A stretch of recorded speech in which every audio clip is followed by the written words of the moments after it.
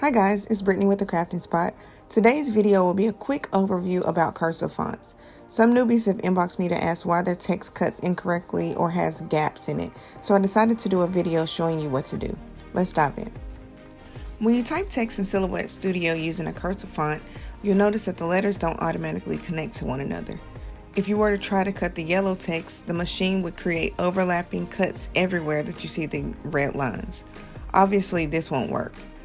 Some will attempt to select the text and make it a compound path, like the blue text.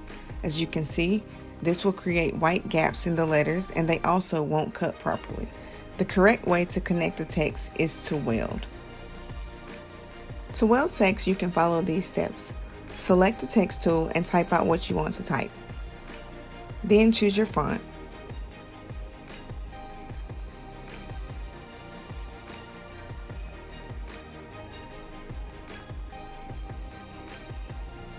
Add the color of your choice.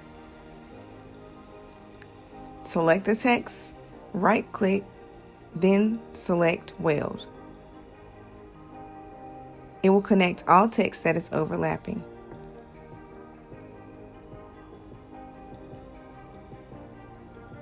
You'll notice a few boxes appear. This is because all of the text that was not touching became a separate item on the page. With all of these letters still selected, right-click again and group them all together. Now you're ready to cut. See, it's simple. Let me know in the comments below what other features you want to know about. As always, thank you for joining us in the